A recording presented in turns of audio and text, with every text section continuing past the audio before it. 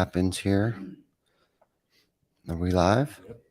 And we are live, back for episode 169 of our regularly scheduled Wednesday night, 7 p.m. Eastern Standard Time of Behind the Toolbelt. I got a special guest, Mike Goldenstein, and we will be back after these short messages.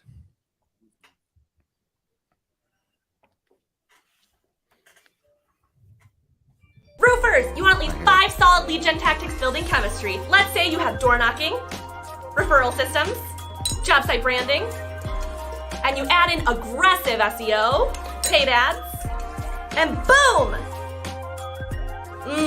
Smells like more leads. Hookagency.com. We're back. Oh, are we back? Yeah. We got kicked out? Yeah. Okay, well then here we are. We're back. You got kicked Back out. in action. We got kicked out. Sorry, Tim Brown. It happens. Sorry, Sydney.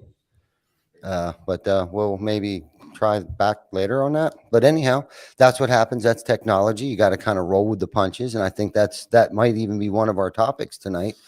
But getting back to my new friendship with Mike Goldenstein. We've been traveling quite often. Who would have thought? It wasn't planned for us to be traveling together, but you seem to be one of the ride or dies. I thought we were the only crazy ones that was doing every single freaking roofing conference on the planet. But ROOFLE, Mike Goldenstein, Travis Michael, D, all of you guys were ride and die out there for your brand, our brand. And what we did was a little bit different than what you guys did. But we weren't necessarily selling anything other than our ass. But you guys were trying to sell your product and what a good product it is. So Mike, how's it going, brother? Yeah, it's been great. I don't know if it was a sprint or a marathon or both, but it has been 100 miles an hour and it feels like it goes on forever. But show season kind of seems to be coming to an end, and I'm looking forward to spending a little bit of time at home for a while, I think. Yeah, I don't blame you. Me too, man. That's here we're back down in Austin right now, and I got to keep thinking because we've been in Texas 3, maybe 4 times in the past 8 weeks, maybe. I think seems longer, seems shorter. I don't know, but I think we're in Austin. We're at today's Wednesday, of course, obviously that's why we're going live tonight, but Austin, Texas at the GAF Wealth Builders, and super excited. It's my first one here. So we got the team down here. We got Vic, we got Glenn. John's on his way from Iceland. He'll be here tomorrow. And we're going to try to enjoy ourselves this time. And I'm like really looking forward to not setting up a big elaborate, circus. It feels good to actually feels liberating, to be honest with you. Like I'm free at last. Do you kind of feel like a rock relax. star? Do you kind of feel like a rock star where you've been in all these different cities? It takes you a little bit of time to remember where you are and what day it is. You kind of make fun of these people that are out all the time doing concerts, and then all of a sudden you're in those shoes going, now where am I again? What day is it today? Right. Yeah. Yeah. And you feel like it's a little bit exaggerated, but it's not, unless you've actually got to experience, insomnia, just tirelessly the hours that we put in. I mean, I think a lot of people thought maybe we were on vacation half the time because we make it look like glitz and glam. But it's the hours, the hours and lack of sleep and the work that we put in and to try to figure out where we're at. Yes. I know I can't say that I've gotten like this rock and roll ego rolling right now. If anything, it's more of an insecurity that I got to get my ass back home and get back to work kind of feeling. Right. Because you're in Fort Lauderdale in March and everybody's going, oh yeah, that sounds like it's really difficult. Yeah. Mm-hmm. River. Poor Ty. Poor Mike. Yeah. Right. That's hard. Poor Mike is in Fort Lauderdale and has to work. Because in Minnesota, I mean, it's beautiful up here. Sunny out, beautiful reflection off of the snow. Yeah. All that kind of stuff. Well, PA's not much better, but we haven't had snow. It's been a light winter, but cold. So getting home from Fort Lauderdale, it was 27 degrees in Pennsylvania. It literally made me feel like I was sick. Like, I don't know, or my body just crashed. I think I finally crashed. Like, I think I've been on a high for the past 2 or 3 months. And Saturday night, so we got home, I think Saturday morning, and I crashed. Like my body just was, my legs were sore, my back was sore, my head hurt. And I just went to bed for probably 12 hours straight when I got home, It, and felt better Sunday. it was 8 degrees when I got back from Fort Lauderdale. So, but I mean, Yeah. it's climbed all the way up. I think it hit 32 today. So we're back into the balmy. Good. Isn't it funny how you kind of learn how to tolerate that? Because like the following day, I think Sunday was like almost 40, 37-ish. And it was like, oh man, this feels pretty good, It's compared to the day before. yeah, it's a high Yeah, sun this time of year, right? So it yeah, warms the soul a right. little bit more. And not much roofing's going on over in your neck of the woods this time of year. What times that usually crank up? It really depends. So March, people don't really realize this, but March is typically our snowiest month. Now it's been a pretty snowy winter generally, but yeah, we kind of end up with the home show season and the conference season and all the season going, but usually about mid-April is when things start cranking again. Okay, cool. We're kind of blessed, I think, up in Pennsylvania because it can be 4 seasons in one day, usually all year round. So, I mean, the roofing season doesn't really stop. Now, when the weather does start to get cold, it's windy, it's cold, it's rainy, we tend to get more backed up and things just tend to move slower, but we don't stop. Due to circumstances, we tend to just slow down and things like that. And which kind of might be a good segue into one of our topics tonight. It's like, one of the things as a roofing contractor, over the winter months, that's one of the things that, that we have to deal with. We gotta bale hay when the sun's out over, spring, summer and fall and coming out of the winter months as, revenue has slowed down and, and what do other contractors do? That seems to be a thing that not many people talk about, like, how the first quarter kind of sucks, profit margins are down, revenue is slow.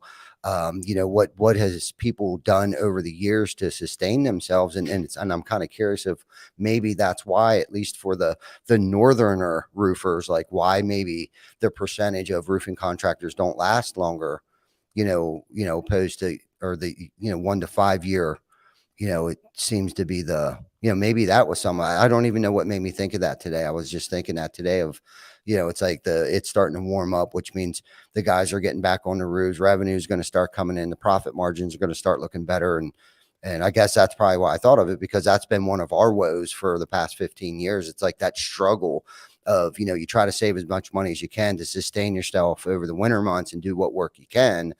But it's not always the prettiest. Yeah, but we all suck at saving money, right? And so you do what you can to plan ahead, and the plans never fall through. So, or they always fall through. But, I come from, you and I talked about this a little bit in one of the myriad of conferences that we were at, but you and I are kind of old school. We go back to the hand nailing days. And I remember, late 90s, early 2000s when, I started my company and it's not the sexy roofing companies that we see today with the lifted trucks and the, big sales teams and the huge production companies. And, I was out, I remember those days and very vividly jumping in my truck and picking up the guys and heading out to the job site going, it is 3 below actual temperature.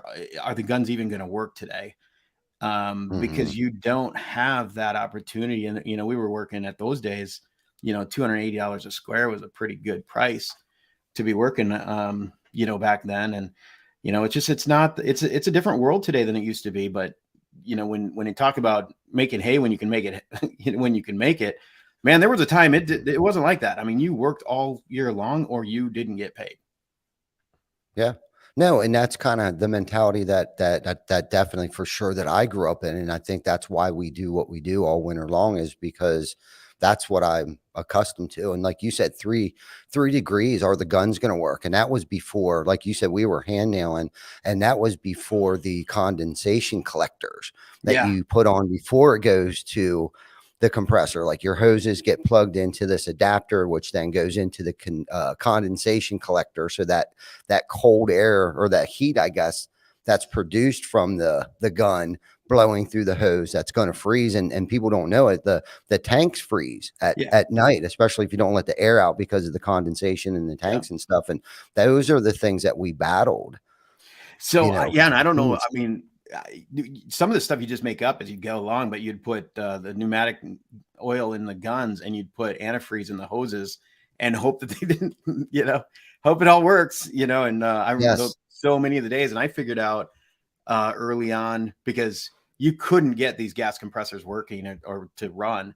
So I would put it underneath I would leave the truck running for a 10 minutes or so, put the compressor right underneath the exhaust to warm it up enough just so you could pull the string and get it going. But oh man, you're bringing me back. Like, this is what great memories that I never want to think about. I know. So what got you into that? So that's something that we've never really talked about, like your past. I know the last time you were on the show, I busted your ass about the whole GAF thing, but let's go back a little bit. Like, what was your introduction to the construction world? Yeah, it was your dad or your third generation roofing contractor, or is it just something? Give me the scoop. No, I grew up on a hog farm in Iowa, actually, and I had just graduated high school, and it was 1992. My dad really wanted me to join a road crew, so I got my class 2 license and tanker endorsement, and tried to get it. I spent a week trying to get hired on a road crew, doing it the old school way that way, and it just didn't. They weren't hiring, and it was raining a lot. And so my uncle actually called me and said, "Do you want to join me roofing?" And like, okay, it's better than hanging around looking for a job. So it was the week after I graduated high school, 1992 was probably, May, June, whatever it was. And got in the truck, got asphalt in my blood, and it's never come back out. So I'd spent my 4 years of college talking about Fort Lauderdale, talking about, spring break, Easter break, fall break, Thanksgiving, Christmas, every single break I spent going back out and working and shingling salt domes. We drove around the country, lived out of a suitcase, worked 14, 16-hour days. It was some of the hardest days, but it taught me work ethic and taught me how to, get it done right. Get it done quickly as much as you could. And man, that was 31 years ago. So wow. That's crazy how time flies, doesn't it? To even be able to say 30 years ago, I know. And you being at an age of adulthood, you know what I mean? Like 30 years ago, like I can say that. And I caught myself the other day saying, man, that had to have been about 15, 20 years ago. And I was like, wait, dude, that was like 30 years ago. Yeah. Right. And to be able to say that, and all of the things that we've experienced over the years and have gotten through, like the crazy stuff, the things like you were talking about earlier, like, yeah, I remember starting the van up and keeping the compressor in there until the tanks thawed out, and actually literally keeping the compressor in the van with the windows down and keeping it running in the van while we were working, just to keep it from freezing. Yeah. And making sure that the nails were being set properly in the shingles, and making sure that they weren't overdriven, and just doing it right. I mean, we were still doing it right, but we were killing ourselves literally out in, like you said, 0 degrees. But it's funny how your body starts to be able to tolerate it. Like what I used to call it, like the interno inferno. Like the first thing in the morning, it sucked. But by the time you got the compressor out, threw the hoses up there, got the ladder off the truck, ran up there, did what you had to do, about an hour into is when that interno inferno started to just, start chugging along. Got a couple coffees in my head, and not roofer coffees, but regular black coffee. And according to Josh Bigger, his roofer's coffees, probably Bud Light or whatever Canadian beer. Yeah. Probably Bush, knowing him, probably Bush Light or something. But anyhow, not to get off topic, and he's a cool dude, by the way. Well, and you think about some of the safety equipment that we have now. I mean, we weren't messing around with that kind of stuff back then, and the number of times that I slipped off of a roof, realizing that rocks are round, that's always a valuable lesson to learn. And, when ice and water shields started becoming a thing, and the granulated surfaces that were on there and how slick those could be. And, you actually didn't mind working in the winter a little bit because you had a little bit of snow to land in when you fell off the roof. So, that's a different world than we're talking about today. For sure, for sure. Yeah, and the thing, like you said, and the laws back then and were different too. Maybe they weren't so different. Maybe they just weren't enforced as much as they are now because of things happening over the years. And you know as well as I do, all it takes is one bad apple to spoil the whole bunch. So, you know, get a couple incidences or accidents, you know, some deaths, you know, because let's face it, what we did and what we do is not safe. It's dangerous. It's one of probably, I know insurance companies don't like us as roofers. I mean, they do probably because our premiums are so goddamn expensive. Right. Between injuries, workers' comp, and then general liability as well, as far as lawsuits and stuff, especially on multifamilies. You know, and these are all things, if you want to do it right, you know, if you want to do your business correct, you have to have these things in place. You know, you have to have workers' comp on your people. You got to have general liability. You got to have the proper, you know, insurances and stuff like that, and the safety equipment, right? So back then, would we nail 2x4s on the roof, and that Yeah. was acceptable. No Yeah. ropes, no nothing. And like you touched on with the snow, I actually liked it when there was snow on the roof, because especially if it was like 6 inches or deeper, like that would give you traction to like get up to the peak to get to start shoveling off. Like you could create like steps in the snow, and people then you tell people or kids that, like, get your ass up there, man, and start Right. shoveling that stuff off. It's like Right. they would look at you like you're crazy. And it's like, you know, back then it's like if we didn't do it, somebody else would have did it Yeah. and we wouldn't have got paid, Yeah. you Yeah. know. And that was the way that we were taught. Yeah, and let's be You honest. know? I mean, what's happened over the next, over the next 30 years is that we've become more professional, right? And you're at Wealth Builder right now, and you look at some of the manufacturers and the distributors that have dedicated so much time and money into helping this industry become more professional and doing things right, paying attention, actually reading the instructions. How crazy is that? Read the manufacturer instructions and the pro field guides of the world, and actually learning your craft, and Yes.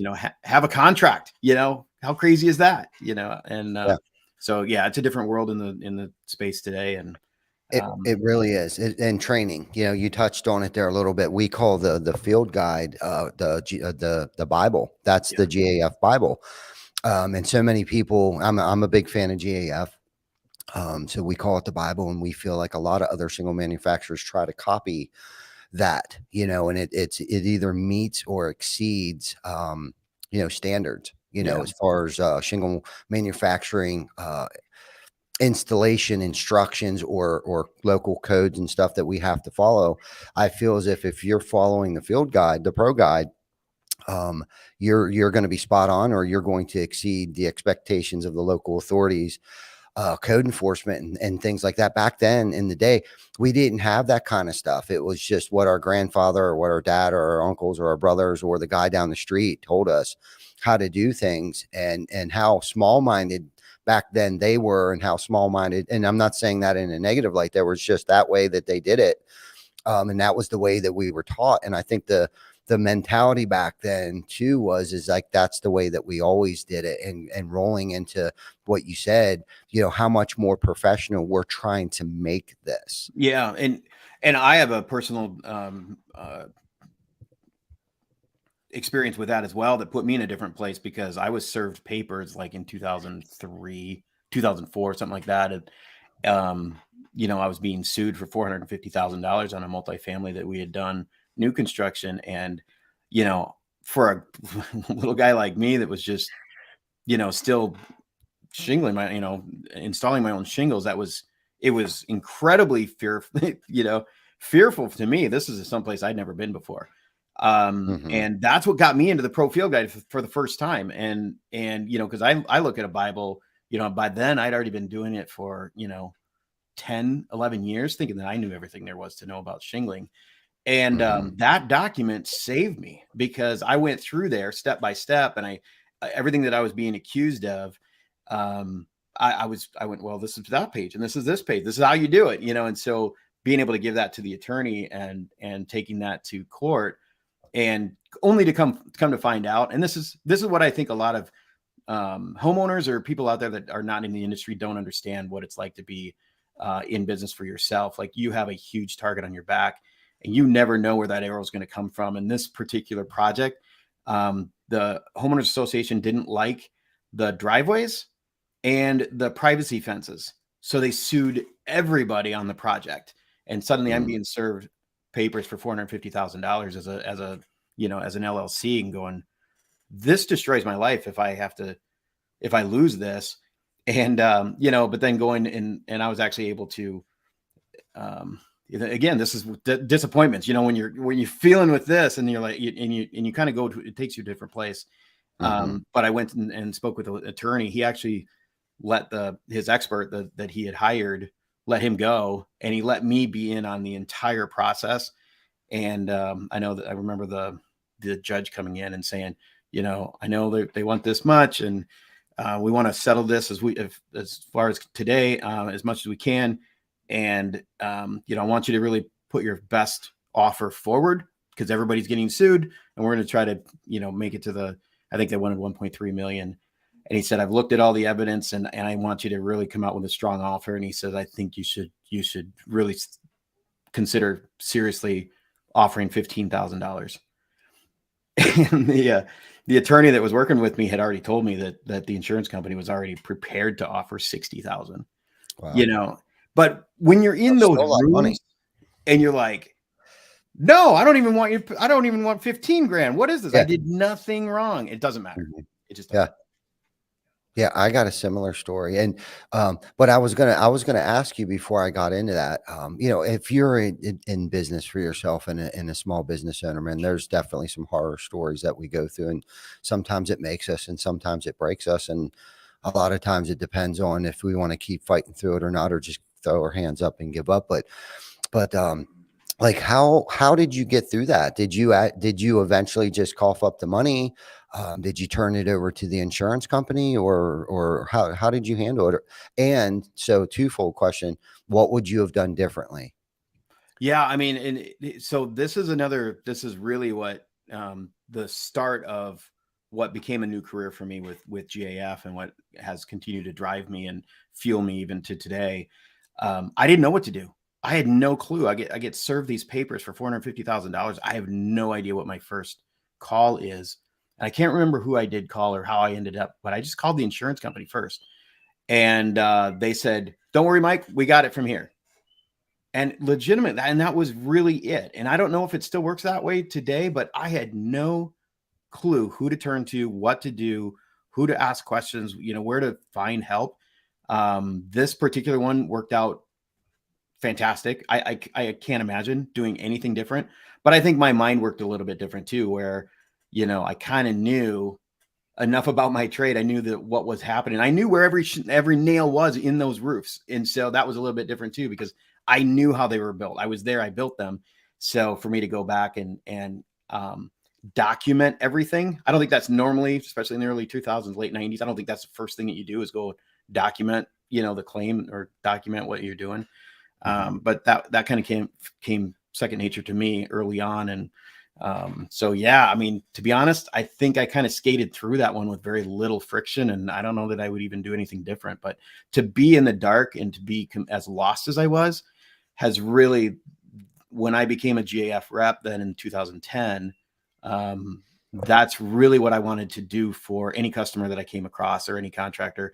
I want to see these guys that, you know, the stats are going to say they're not going to make it 3 years. I want to make sure my guys make it to the 7-year, 10-year, 15-year mark, because they know who to turn to. They know where to get information, and they know, you know, have a little flashlight, you know, in the darkness. So, yeah, a little help navigating. Yeah. Through this. For sure. Yeah, for sure. And I think we all go through sometimes expensive lessons, right? And unfortunately, a knucklehead like me, sometimes it takes an expensive lesson for me to learn. And a lot of times we just don't know. And I think ego and pride gets in the way too, sometimes, where we just don't even want to ask questions because we want everybody, at least for me, want everybody to think that I know everything, and I know the answers to all the questions, and just shut up and listen to what I say and just do what I say, kind of thing. And that's gotten me in some jams quite frequently over the years too. And pretty much has made me the person that I am today. And talking about like one of my scarier experiences, if you don't mind me sharing one of my experiences, I guess expensive lessons learned was workers' comp. Uh, so we had some subcontractors in 2011. The insurance laws changed, and the workers' comp was really cracking down. We were being audited. Like if you had a workers' comp policy, all of a sudden these people came out of the woodwork. And they wanted to audit, who we were paying that didn't carry, if they weren't an actual W-2 employee, they wanted us to pay 25 cents per every dollar we paid them. I was like, what? That's not going to happen because I don't have that kind of money. My house isn't even worth that kind of money. Like I don't even have that much assets. So that was a pretty scary time. We had multiple subcontractors, just like today. We couldn't do what we do without having reliable, consistent subcontractors that work for us on a daily basis. And we paid a lot of money to these guys. Some of these guys, 6, 8 figures. So nobody knew anything. I'm calling attorneys up, right? And you got your ambulance chasing attorneys that know everything else about workers' comp if you get hurt, but not if the Department of Labor and Industries banging on your door. And I felt like I was being extorted. I'm like, look, nobody got hurt. Like, I don't understand like why you want money from me now from something that happened 3 years ago. And it was just a mess. I had no idea what to do. And I'll be honest with you, my insurance guy, who's still my insurance guy today, I've known him forever. He's been a great broker to us, has been a great partner and asset to our company. Started to just do a little bit of research and stuff. And he helped us navigate through this. And it was like, listen, so every dime of that didn't go towards his people. Like some of that stuff had to go towards his overhead. So like he started like nitpicking the money, dissecting it, like how much went towards fuel, how much went towards vehicle insurance, tires, all this other stuff other than payroll to his guys. So we got it knocked down significantly. So at that point in time, that was a huge growing pain for us because we had to actually convince our subcontractors back then that they were going to have to get their own workers' comp insurance because everybody had general liability. It was cheap. Right. But when you start talking WC with insurance companies and then you throw the word roof in there, forget about it. If you're doing it right and you want to have a good policy, forget about it. Like you got to go through, at least in the state of Pennsylvania, it's called the State Workers Insurance Fund, SWIFT, which is like the worst, most expensive. You got to run through that policy for at least 24 months before you can actually go to a broker and ask them to get you workers' comp insurance. So we went through this huge learning curve, this huge growing pain of trying to convince our subcontractor. So the following year, we kind of got whacked again. And I could have lied on the audit and stuff like that, but there was a couple subcontractors that it was a little hard for us to, and I should have probably stopped using them, but we were so busy and they kept saying, we'll get it, we'll get it, we'll get it. And I'm a softie, all right, make sure you have it by next Friday. And then finally we ended up putting our foot down because I got whacked again. It's been a good thing because since then people have gotten hurt on our job sites. We do multi-families, 2, 3, 4, sometimes 5-story tall buildings, and people get injured. And fortunately with the layers of insurances, it's a lot cleaner of a process other than if you didn't have insurance. And of course we've had the shoe on the other foot too. But anyhow, not to take the show hostage, I just thought it was funny because you were talking about a lawsuit and it's like, listen, I almost lost everything because of State Workers Insurance Fund. The biggest mafia in the world was like banging on that's at least how I felt. I'm like, dude, I'm being extorted for money that was like spent 4 years ago. Yeah. You know what I mean? But all of a sudden you just veer your ugly head and you want to dip into my pockets. Yeah. Every once in a while, you hit one of those walls where grace, forgiveness, mercy do not exist. Like that's not a word for some people. And yeah, that can be a rough go. Yeah, it could be worse than domestic retaliations for those because I actually went through that one when I was a little bit younger too, where they came after me too when I was younger, on my first child. But anyhow, the woes, the struggle was real. Right. So let's get into your transition into the GAF world. So you were introduced. How were you introduced to GAF, and how did you get on board with GAF? Yeah. So, I had become kind of a GAF contractor. I was certified but I really hit it off well with my local territory manager, and he and I became really very good friends, and kind of beyond just being the rep for me. And I think that's always something that you hope for, to have that kind of relationship with your distributor reps and with your manufacturer reps. And then I was having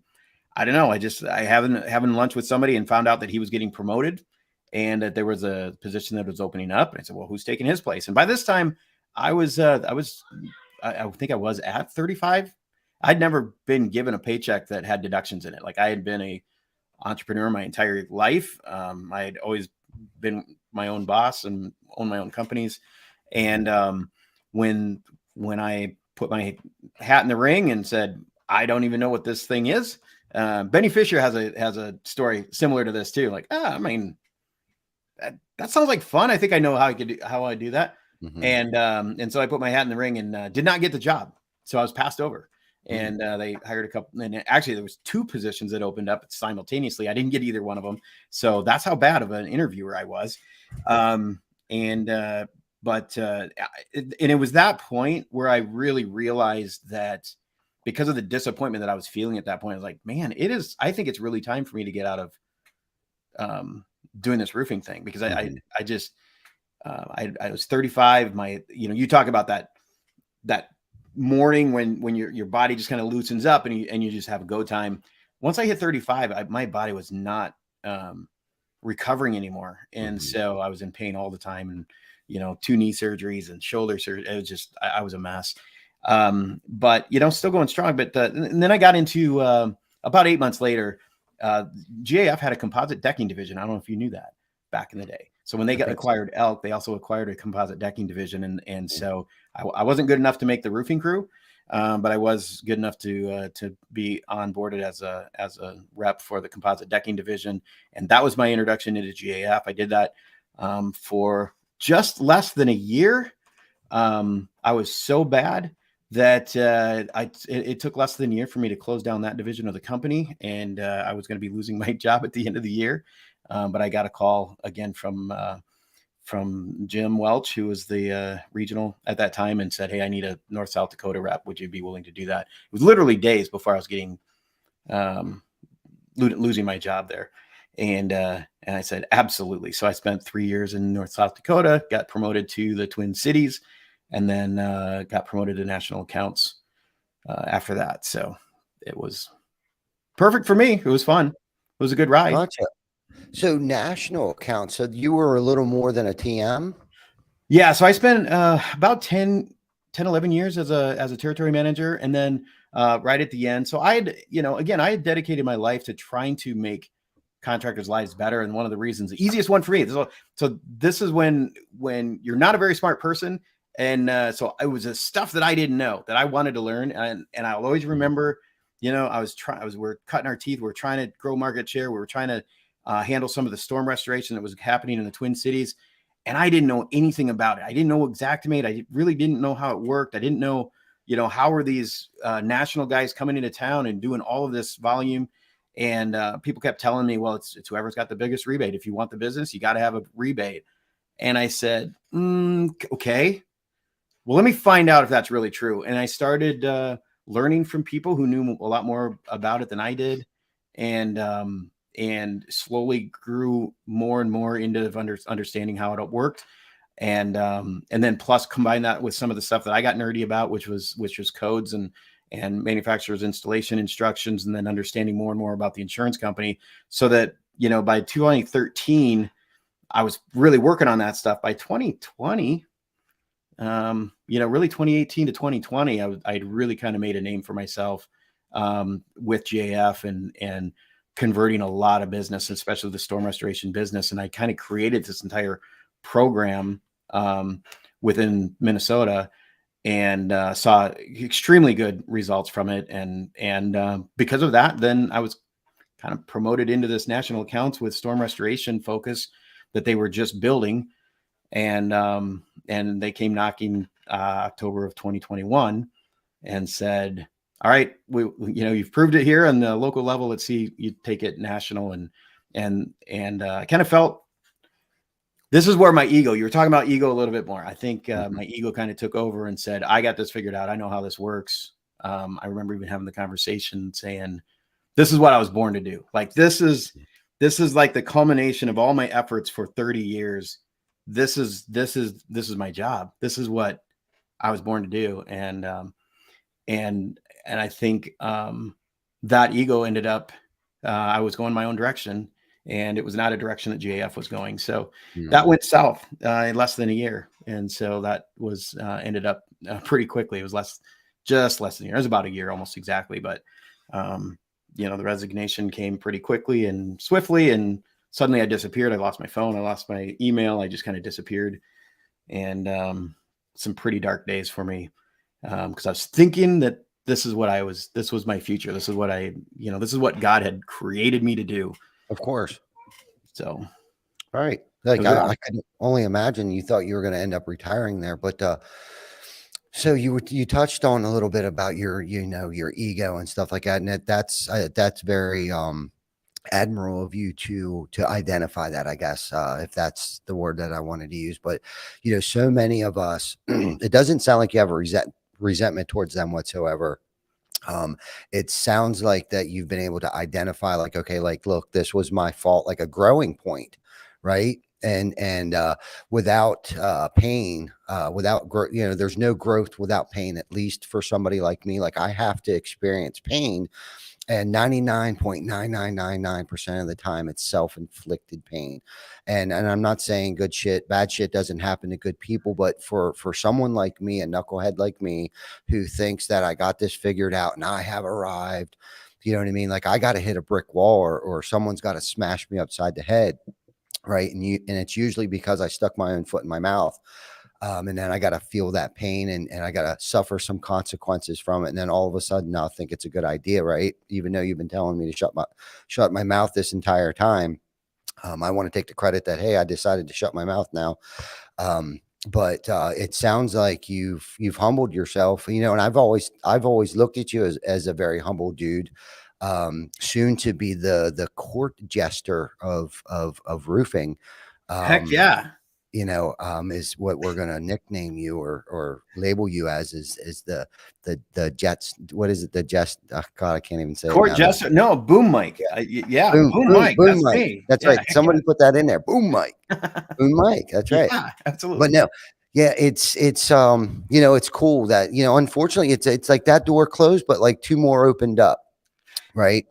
And you want to talk about like what door opened up, or is there some more stuff that you still want to talk about with GAF? Like maybe what you have learned through this process, like before you've gotten to ROOFLE. Let's talk about, what you've experienced when you stuck your foot in your mouth, I guess, to now. Yeah. I mean, and yeah, I can't deny it was very hard. It was dark. By the time the door closed with GAF, like, I had no idea where I was going to go. And at that point, and I didn't have a phone, like I said, so nobody could, nobody had my phone number anymore. And so, but people found me.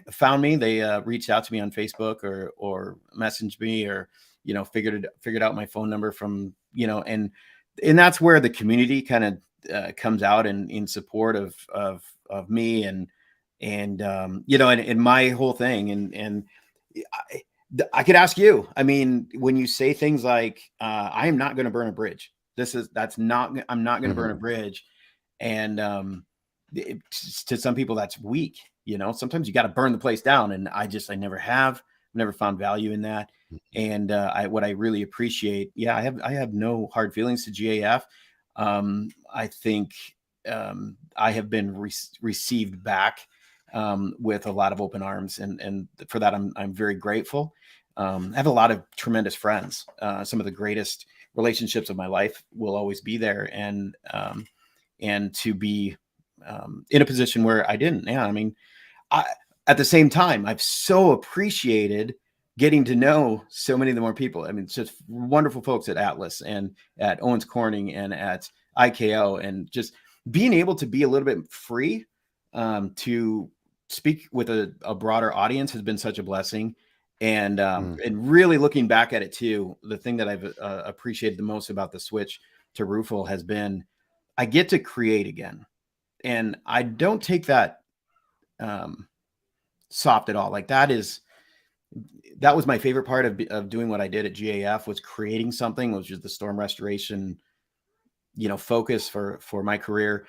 And now, I mean, it's technology, it's SaaS sales, it's websites. Like I don't know anything about that. I'm just a stupid roofer. I mean, I can shell nails and hand nail. I mean, but to be able to sit down and go, now I get to create again. Now I get to take a problem or a challenge and create and do it my way and be encouraged by our team. You've met the team that I get to play around with right now. And it's fantastic. It's best people in the world. Yeah. Best people in the world. And so many people have said they've noticed right away how much more fun that I'm having. And just, I've kind of whole different personality has come out over the last few months.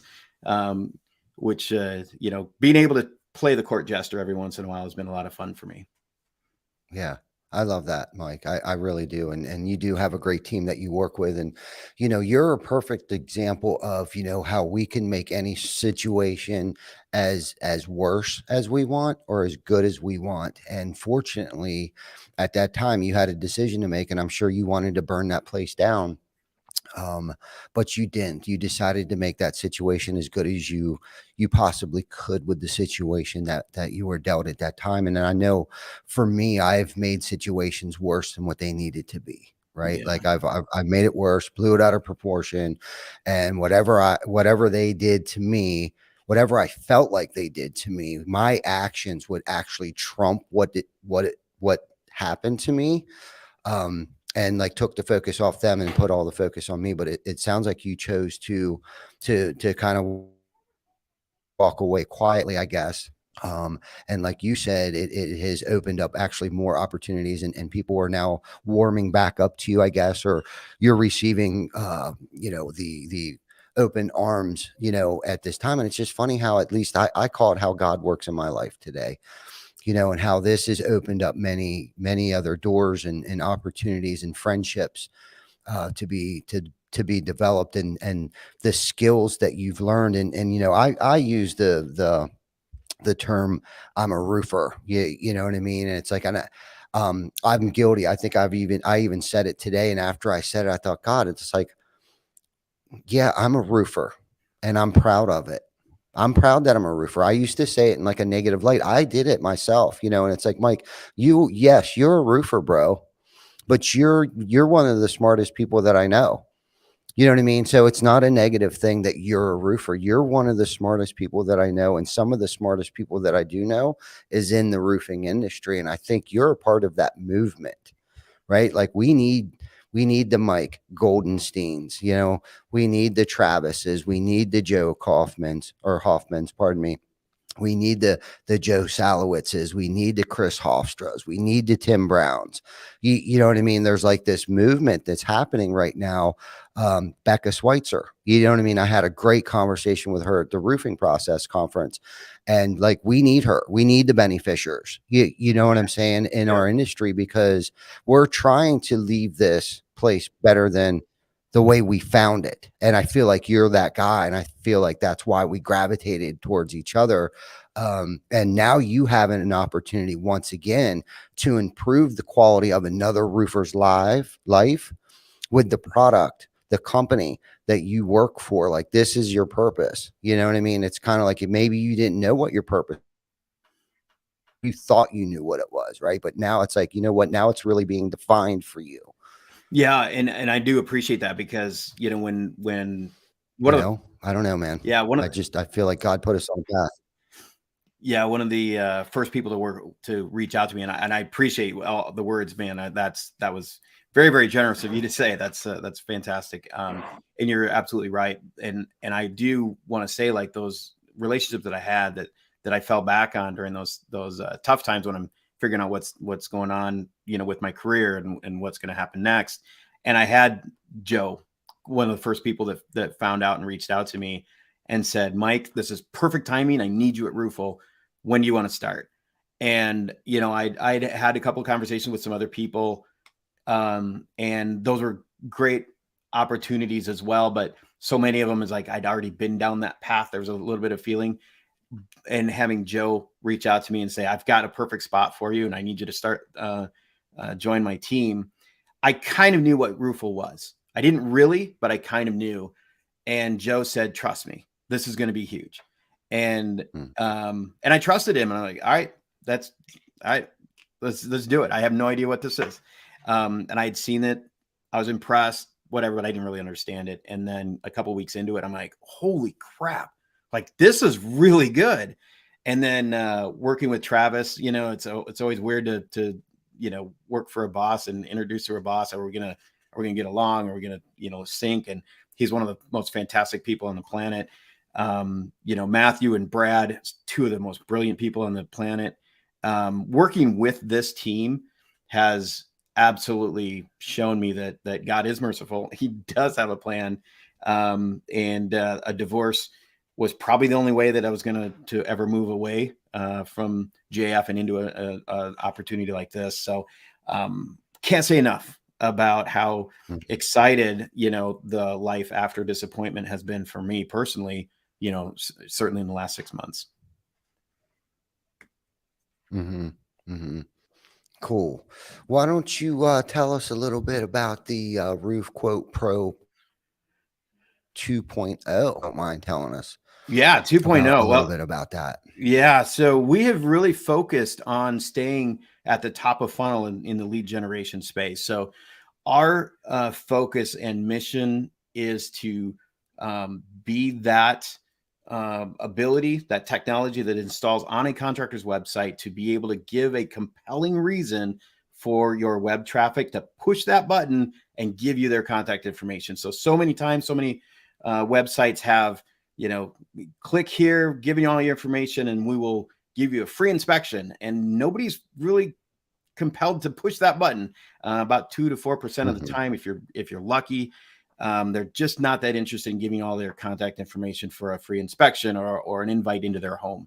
That's kind of yesterday. It's just not happening as much today. So what we do is we already have the measurements of every structure, up to 10 structures on a piece of property. So when a homeowner puts in their address, their house, their buildings pop up. We've already got the measurements for them. And we use 8 different data sources to do that. So we're not even really all that concerned about aerial measurements all the time. So it's, and then we marry those along with the contractor's value proposition. So whatever manufacturer they're using, which other products, whichever warranties, enhanced warranties, even if they want to do, roof rejuvenation or ice dam removal, whatever, they can create cards, they can sell anything that takes a roof measurement, they can create into an online experience for the 80% of adults in America today are doing their investigation for projects, exterior, interior, buying a car, buying a TV, buying everything, whatever they do, they are doing their investigations online. Now you are capturing that audience of the 80% and at least giving them a starting point for where they go. And that is an instant estimate on their particular roof. And you're not sharing that lead with anybody. It's generated by your website, on your website, for you and you alone. The response has been tremendous.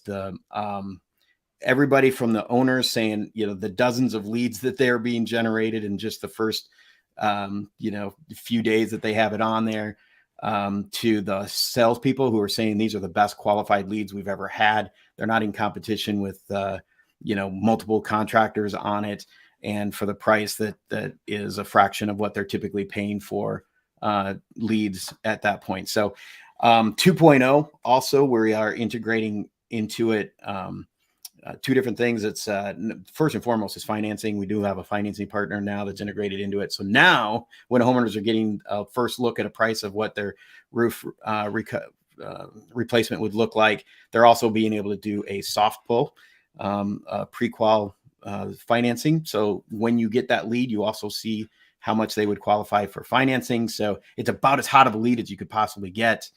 And also we have a version of it for those of you who don't want to push traffic to your website. You can actually do it to your door knockers or your canvassing teams and put it in that power into their hands. And again, these are fantastic programs to do in conjunction with companies like Lead Scout and with Hook Agency. Hook Agency is great to help you with your SEO and driving your website. Traffic to your website, and Lead Scout is fantastic for your canvassing team. They really work well in conjunction with each other, and we're seeing tremendous success and tremendous response to people who have already put that on their website and seeing great results from it. A lot of fun. Yeah, it sounds like it. I know we're excited here at TC Backer. I guess I'll let the cat out of the bag that we got ours built out. And super excited about it. And we're going to use it in many multiple ways, some of which you mentioned. Lead Scout's one of them. We'll use it on our website. Of course, we're going to use it with Lead Scout with a QR code in our Post-it notes and stuff like that. But I didn't know about the financing portion of it. That seems that's very interesting. Who's the financing company, if you don't mind me asking? Like, who are you using? Mosaic, Moment? Or... Yeah, we've been in contact with most of them, and I think a lot of people see our technology and like we want to be part of it. So we're definitely going to have more coming forward. You know, that we've talked to Mosaic, we've talked to Service Finance, we've talked to Heritage. There's a lot of different ones that we've talked to, but we did start with Moment. There's a couple of reasons why we did that. First and foremost, they are able to do a soft pull. That's super important in our minds for that online consumer experience. We want to be able to have them get an idea if they qualify for financing and how much, and then also that loan stays with the contractor so that the homeowner isn't able to flip the tables on that and start shopping that price. So those are two huge points of that we liked about that, and so that's the first one. And then we're excited about integrating more of them as well, because as you know, contractors have a hard time switching. So if you do have financing already, there are ways to do that currently. We're just going to make those easier and easier going forward as well.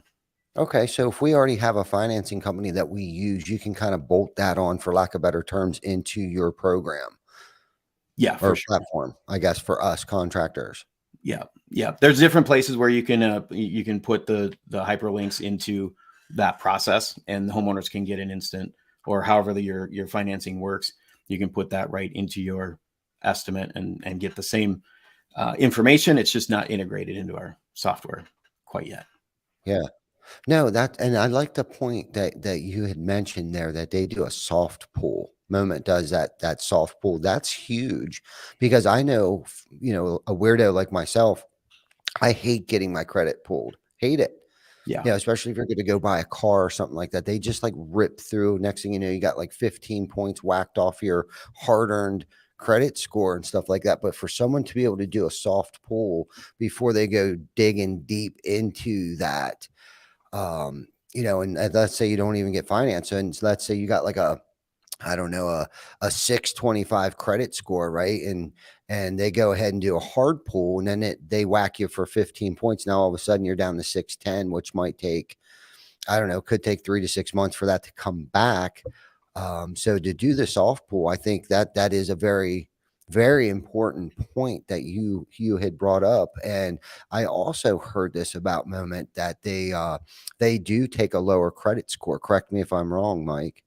Yeah, that's outside of my comfort zone. I have no clue. I mean, I've been fairly. That's fair. Yeah, I have been. I think I heard that today. I think Glenn said something to me about that today, because we're looking into a new financing option to offer our homeowners, because the one that we have now, I just feel like we have our hands tied.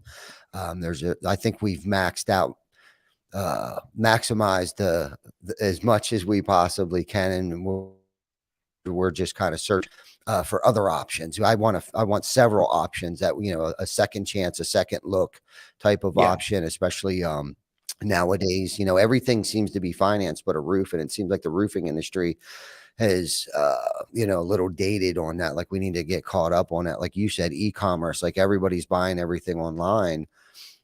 So if you're not offering financing, and a great person to talk to that about is Chris Scoville. I mean, he's Mr. Roofing Financer. He really is. Yeah. Right there. I mean, he knows, if you want to know anything about that stuff, that guy right there, big shout out to him, knows everything. So before we get off here, Mike, I should have asked you this. I kind of put the cart before the horse, but and I don't think you touched on it much, but when Joe hired you at ROOFLE, what was it that you were supposed to do? And does it look like what you're doing? Like, is that what you're doing now? Like, what are you doing? Where do you fit in at ROOFLE? Yeah. So I am the, what did he hire you to do? Yeah. Well, it's VP of revenue, and I think VP is vice president of revenue. So I'm just I'm the guy that, I'm the guy that gets along with people. Can I say that? Like, I'm the one that goes out and talks with affiliates and manufacturers and distributors. And, we have a great message, and I want to get it out as quickly as possible and as loudly as possible. And so I feel like the best way that I can do it is through the friendships and the relationships that I currently have. And so that's my role, is to get the word out and do it in as quickly and as efficiently as possible. So partners like you and Lead Scout and Hook and, and GAF and Atlas and, all of these people are so important to our message. And really, I want to tell you why, because, the technology is here, and I think we've proved it. And there's already some people that are getting into the space as well. And some of them are not as kind as others, and some of them don't play in the sandbox quite like others. And so we really do want to get this on every contractor's website that wants it, and as quickly as possible, so that those that market share can be protected within the local contractor market. Because and I say this a lot, people don't hate Amazon because of their service or their selection or their products or their, they don't hate Amazon. I mean, we all use Amazon. If people hate Amazon, it's because they own the market and there's nobody else there. And really, I hope contractors can see that is a risk. That is a risk. If you're not in the helping the online consumer get what they want to the local level, you will lose it to the national level. And so we're pretty passionate about that we want to capture that, help the local contractor capture that market share before it's lost to somebody else. Cool. Yeah, because if you look at your job title, Vice President of Revenue, it makes me think of, like, you're the not the CFO, but like more so the financial controller, right? So was this a name that you came up with because you couldn't pull anything else out of your ass, or because I feel like you're more in a role of customer relations? Like you're the guy that knows everybody. And I think that was a good move on Joe's part, because I'm sure people that a lot of people probably don't know, who to call, the guy or gal, just revenue, or you the guy you're the guy that knows these relations that's going to bring the revenue in. Yeah. I'm the rainmaker. Can we say that? I'm the rainmaker. Yeah. Okay. VP of rainmaking. Yeah. And we talk about this a little bit with the shows, right? I mean, if you have 14,000 people at a show, IRE, for example, and you have 6 people in the booth, it's a long haul to try to get 14,000 people to know your message, to hear it, and you do the best that you can, and you handle the crowds as much as, and the traffic and all that kind of stuff. And it doesn't matter if you're Win the Storm, SRC Summit, Roofing Process, RoofCon, they all are part of the branding the word that we're trying to get out there. But you're still using a garden hose to fill up a great big swimming pool.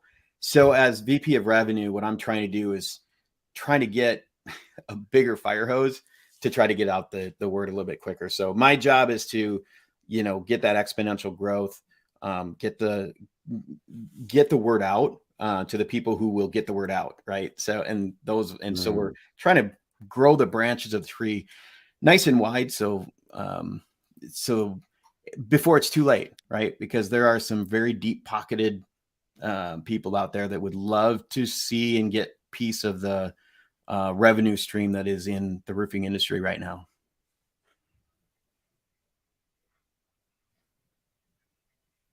So if that's a fair assessment of the job. But beyond that, that's what's been really fun, because we kind of make it up as we go, and they've put a lot of faith in me and a lot of trust. So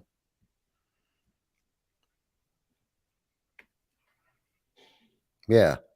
No, and I get that. I believe me, I understand that on your side and Joe's side, like, of making it up as you go. And you seem to be a quick adapter, to be able to go out and make shit happen. And, it's just, it's, shit, I lost my train of thought there for a second, but, oh, fuck. I totally lost well, that's my train okay. of But thought. let's go back to this. I do want to mention this, because I do, we talked about, having the opportunity to get in front of as many people as possible. And I do appreciate you having me on here. And as hard of a grind as that was, I do want to shout out to the people who do have a passion to train the masses, and they put together these events. And, that was kind of when we first started talking about doing this thing, Yes. it was, Yes.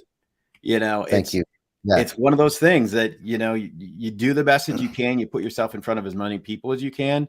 But when it comes to actually pulling off some of these events, some are miracle workers, but stuff happens and disappointment happens, and it doesn't happen the way that you wanted it to. But it's one of those things that I appreciate as a vendor. I appreciate people who want to put groups of contractors together so that we have an access to them, and show them what we have and how important of what we feel is our technology to be given to the masses as well.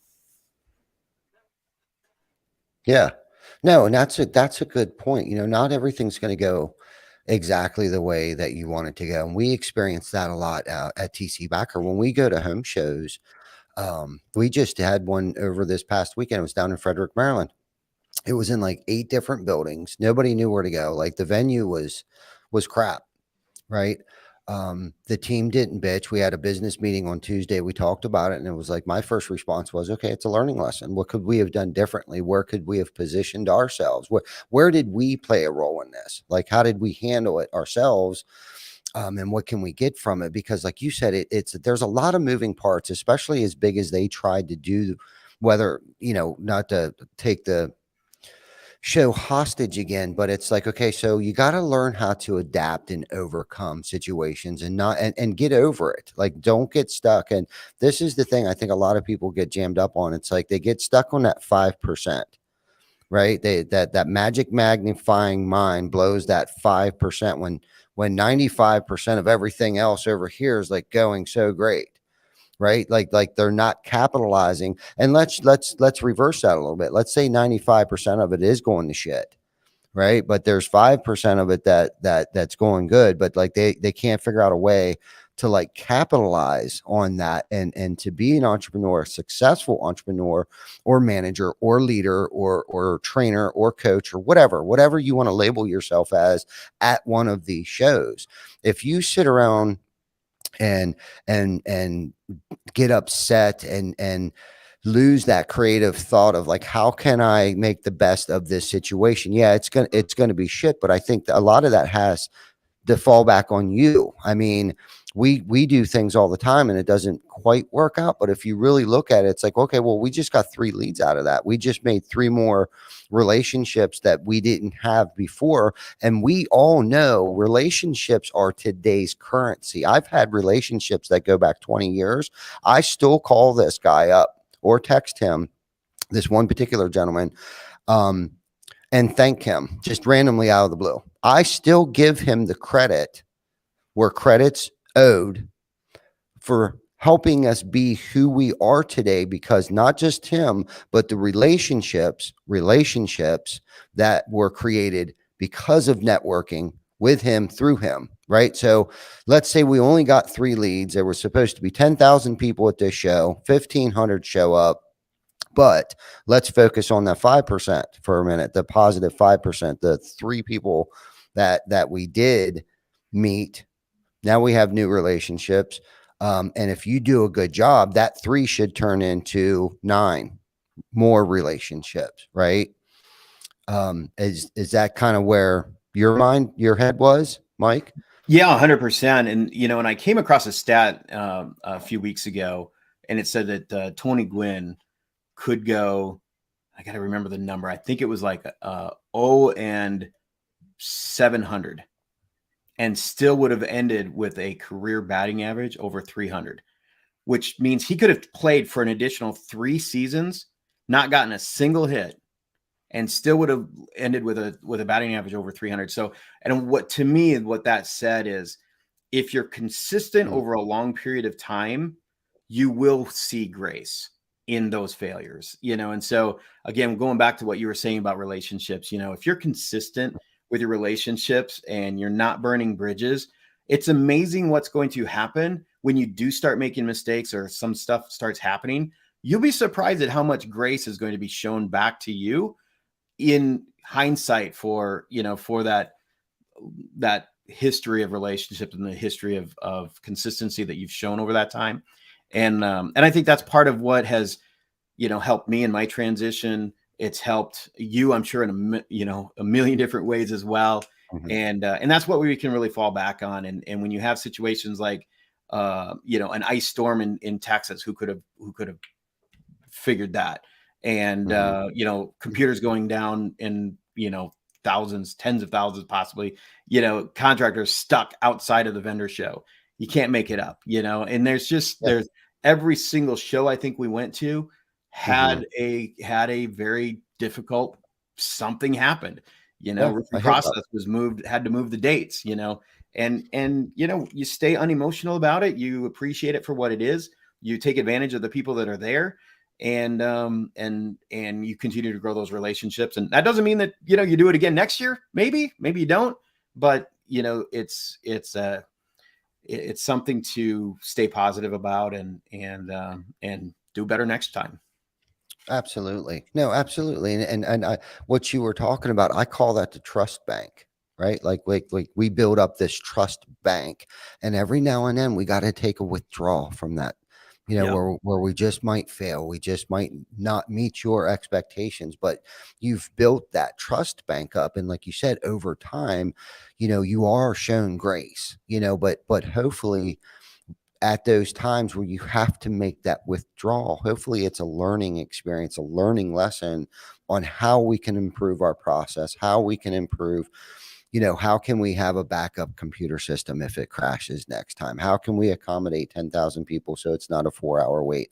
What happens if there's an ice storm? I mean, I don't know what you could possibly do to for a backup plan on that. I mean, Mother Nature it could have been worse, but I mean, I thought that was one of the funner ones. I felt like, thank God we didn't run out of coffee. That was my biggest concern God, that Starbucks being open every morning. It's like they kicked ass. Like that was the thing. It's like, we didn't run out of food. Yeah.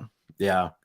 I mean, the venue did great. I mean, nobody can help. In April did a fantastic job, like always. And she's built that trust bank. Yeah. Like her, love her, hate her, whatever. She's grinding away on that shit, and it's not easy. And she suits up and shows up, and there's got to be some sort of respect for that somewhere. For sure. I mean, like that's a lot of work. You know what I mean? On top of her other businesses and family and everything else. I mean, Christ, she could be doing, I'm sure, a hell of a lot of other things that's less uncomfortable with her time than bringing us all together and creating relationships, or Anthony or Hunter or Dimitri. I mean, that shit, I think most of them lose their ass anyhow on these things. Like they're doing it because we need these things, right? To collaborate. Like I would have never met you if it wouldn't be for half of these shows that go on and stuff like that. And it's not easy, man. And all the moving parts, like you're relying on so many people and so many variables, all the stars and sun and moon to align to make it a perfect show. And fortunately for us, like we weren't necessarily there selling anything. But some of our partners were with us at the time, and we were collaborating together to help try to promote their brand and vice versa and things like that. So, I mean, we were definitely on the forefront of like what was happening, but kept that tempo, that upbeat tempo moving and capitalized. You conquer, if you're going to conquer, you need to find, there's always opportunities, bro. I mean, always. Just it doesn't matter what the situation, an economic downturn, a piss poor ran conference, a freaking ice storm. There's opportunities there if you look around for them. And you just got to open your eyes. You know what I mean? Kind of take the blinders off and put the cotton in your mouth and keep your ears open. Yeah. Yep. Yep. And enjoy it. Enjoy the time. Yeah. Right. We live once, and you enjoy the Yeah. people that you're doing it with, regardless of the difficulties that are coming your way. For sure, man. Well, Mike, we're at our hour mark here. It's been an hour and 10 minutes, man. Is there anything else that you want to leave us off with, or something that we probably forgot about that you want to get out there? You want to plug ROOFLE anymore? You got anything new and exciting coming up? Yeah, keep watching out. Yeah, keep watching out. We're actually branding this thing Contractor Loan Pro. So it's going to be an open platform to be able to get financing from multiple lenders, and we want to make that as easy as possible for contractors to get financing for your projects. You don't necessarily have to be, always using it just through Roof Quote Pro. So it's really exciting stuff. It's fun to be part of a team that's very forward looking and has a history of being a contractor, so knows how to speak that language. And yeah, it's going to be it's been an absolute roller coaster of an adventure. And yeah, I just want to thank you for having me on here, and certainly want to thank my team for putting up with me. I mean, it's already been 6 months. It's probably feels like 6 years. Right on, in a good way, I'm sure. Yeah. Well, in a good way, for sure. Well, Mike, it's always a pleasure, man. I enjoy your company, man, and I hope you feel the same way about me. I'm grateful that I have met you. I told Brad that probably 3 or 4 times. Brad, who's our TM, unfortunately won't be here this week with us, but I'm looking forward to seeing you tomorrow and collaborating and shooting the shit and getting some good laughs and some good gut laughs. I'm sure you got something up your sleeve. And I'm looking forward to hope not to put you on the spot to 10x something on me, but anyhow, dude, it's a pleasure, man. I'm grateful. I can't express to you how grateful I am that I've met you. Anytime when you guys get a little closer to your new process or program or platform that you have coming out, by all means, you're more than welcome. You and Travis or Joe, or all 3 of you, I don't give a shit, are always welcome on the show. We appreciate you guys. We appreciate the hard work. Just a great group of people. And we also appreciate our fans for always tuning in week after week after week and putting up with our most recently time change of when we're broadcasting, but sticking in there and staying loyal. I see all the same faces in here and stuff. And we thank you guys. And Mike, I can't wait to see you tomorrow, man. So have a good night. Safe travels here, brother. Chris, thanks for the hat. Keep it rocking. Appreciate it. Yeah. Good guys over there at Lead Scout. Chris Hofstra, Matt, and Joe Salowitz. You guys keep rocking too, man. It's a shame you guys couldn't have made it here. But anyhow, you have a great night, Mike. I'll see you tomorrow. Safe travels. And we'll see you guys next week at 7 p.m. Eastern Standard Time. Thanks for tuning in. Thank you. Yes, sir.